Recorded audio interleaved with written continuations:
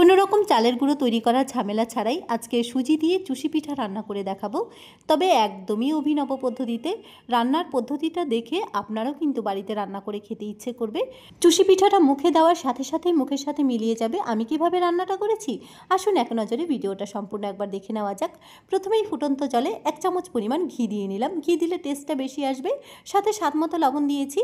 তারপর 1 কাপ পরিমাণ সুজি দিয়ে বেশ আঠো আঠো করে একটা ডো তৈরি করে নিলাম। ডোটা তৈরি করে নেওয়া হয়ে গেছে। থালার মধ্যে কিছুটা পরিমাণ ঘি ব্রাশ করে সুজিটা নামিয়ে নিয়ে এবার হাত দিয়ে ভালো করে মথে নেব, যাতে সুজিটা বেশ সফট হয়ে আসে।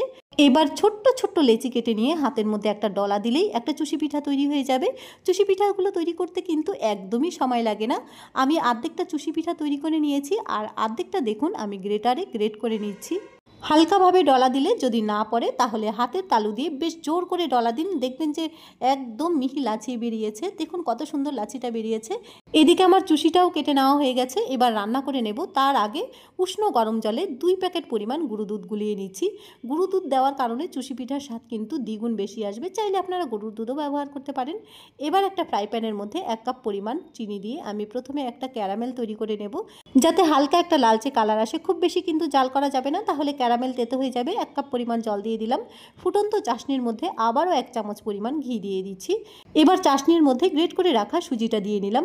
হালকা একটু জাল করে নিয়ে একটা ছাঁকনি দিয়ে ছেঁকে নামিয়ে নেব। সুজির চুষি পিঠা অনেকেই অনেক রকমভাবে রান্না করে খেয়েছেন, তবে আমি কিন্তু আজকে একদমই অভিনব পদ্ধতিতে রান্নাটা করেছি। রেসিপিটা দেখার পর বাড়িতে ট্রাই করতে ভুলবেন না। ভিডিওটা ভালো লেগে থাকলে চ্যানেলটাকে সাবস্ক্রাইব করে পাশে থাকবেন।